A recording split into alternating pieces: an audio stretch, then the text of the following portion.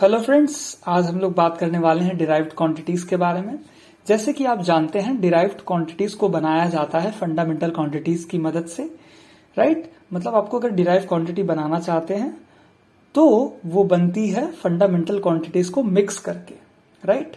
तो fundamental quantities एक basic quantities हैं, राइट। बेसिक मतलब सबसे मोस्ट बेसिक चीजें हैं जिनकी मदद से डिराइव्ड क्वांटिटीज को बनाया जाता है। तो डिराइव्ड क्वांटिटी को बनाने के लिए या तो आपको फंडामेंटल क्वांटिटीज का मल्टीप्लिकेशन करना पड़ेगा या फिर आपको फंडामेंटल क्वांटिटीज का डिवीजन करना पड़ेगा। सो इस प्रकार से आप डिराइव्ड क्वांटिटीज को बना सकते हैं। तो अभी हम कुछ एग्जांपल्स देखेंगे कि किस प्रकार से डिराइव्ड क्वांटिटीज को बनाया जा सकता है with the help of few fundamental quantities. और हम लोग जानते हैं कि हमारे एसआई सिस्टम ऑफ यूनिट्स में 7 फंडामेंटल क्वांटिटीज हैं। तो ये कुछ एग्जांपल्स अभी हम देखेंगे, जैसे area, volume, linear momentum, acceleration, force and pressure. ये सारे डिराइव्ड क्वांटिटीज के एग्जांपल्स हैं। एक एक करके हम सारे एग्जांपल्स चेकआउट करेंगे। सो सबसे पहला एग्जांपल है एरिया। सो एरिया, जैसे आपके सामने ये रेक्टेंगल दिख रहा है, इसका एक लेंथ है और एक ये ब्रेड्थ है या फिर हाइट कह सकते हो आप इसे। तो एरिया ऑफ रेक्टेंगल क्या होता है? Length into breadth. Length into breadth. Length तो खुद लेंथ है ही और ब्रेड्थ भी एक प्रकार का लेंथ है, राइट। और तो इसका भी यूनिट क्या है? मीटर है, राइट, है ना। जैसे अगर मैं यहां पे लिखना चाहूं तो इसका यूनिट भी मीटर है, करेक्ट है ना। और इसका यूनिट भी मीटर ही है। तो मीटर इंटू मीटर क्या हो जाएगा? Metre square. तो एरिया ऑफ रेक्टेंगल क्या हो गया? A B metre square. Metre square हो गया उसका, मीटर स्क्वायर हो गया इसका एसआई यूनिट एरिया का। तो हम लोग कह सकते हैं कि एरिया को बनाने के लिए 2 लेंथ का मल्टीप्लिकेशन किया गया है, राइट। तो एरिया एक डिराइव्ड क्वांटिटी हो जाती है। सेकेंड एग्जांपल लें अगर हम लोग वॉल्यूम का, तो जिस प्रकार से एरिया को मल्टीप्लाई करने के लिए 2 लेंथ का मल्टीप्लिकेशन किया गया था, तो वॉल्यूम देखें ये अगर ये क्यूबॉइड को, तो इस क्यूबॉइड का एक लेंथ है, एक ब्रेड्थ है और एक हाइट है। तो वॉल्यूम ऑफ क्यूबॉइड हम लोग जानते हैं क्या हो जाएगा? Length into breadth into height. तो लेंथ का भी जो यूनिट है वो तो मीटर ही है, ब्रेड्थ के लिए भी आपका मीटर ही आ जाएगा, और हाइट का भी ऐसा यूनिट तो पता ही आपको मीटर ही होता है। तो ये हो गया मीटर क्यूब। तो हम लोग बोल सकते हैं कि वॉल्यूम ऑफ क्यूबॉइड क्या हो गया? Metre cube. ये हो गया यूनिट वॉल्यूम ऑफ क्यूबॉइड का।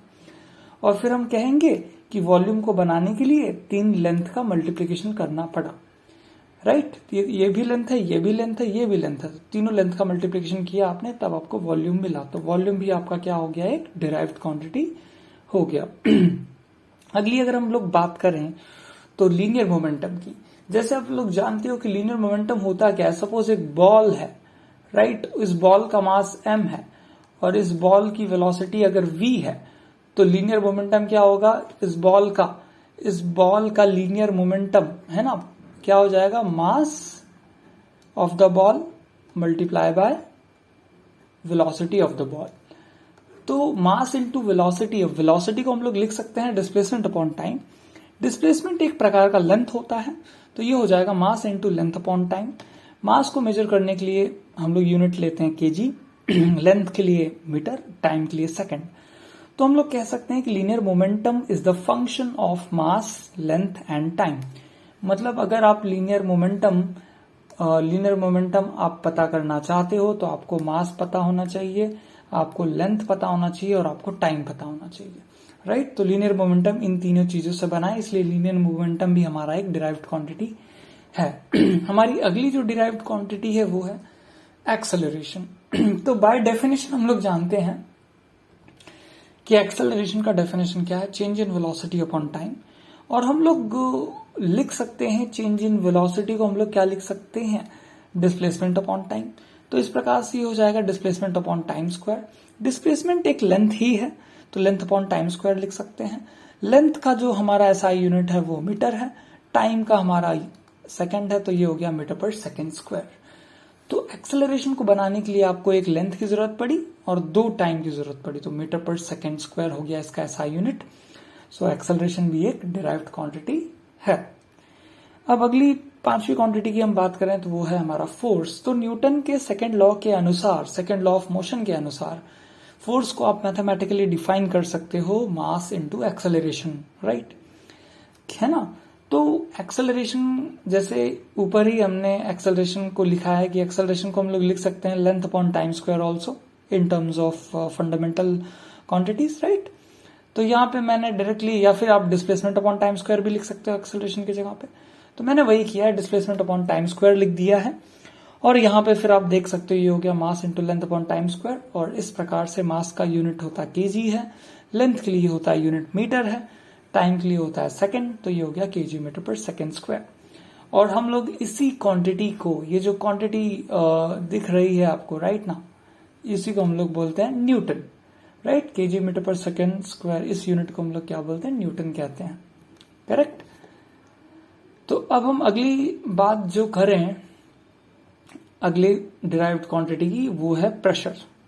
अब प्रेशर का डेफिनेशन क्या है? सो सपोज अगर ये पॉइंट आप के लेते हो, इस पॉइंट के पे आप पता करना चाहते हो कितना प्रेशर है, तो आपको पता लगाना पड़ेगा कि इस पॉइंट के पे कितना फोर्स लग रहा है। जैसे यहाँ पे 20 न्यूटन मैग्नीट्यूड का फोर्स लग रहा है। और इस पॉइंट का देखो, आइडियली पॉइंट का कोई एरिया होता नहीं है, बट अगर फोर्स कहीं पे लग रहा है तो जाहिर सी बात है वहां पे थोड़ा एरिया तो होगा ही उसका, भले वो वेरी स्मॉल हो।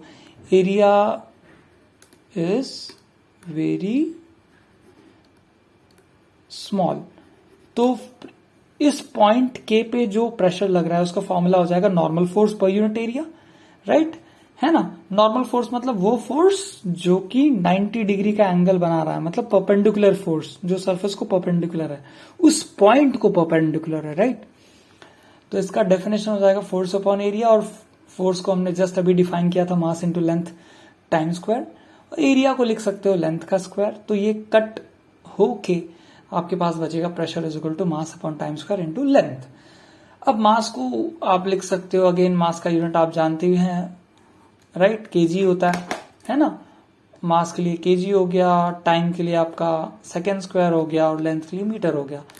तो ये हो गया आपका केजी मीटर पर सेकेंड स्क्वायर।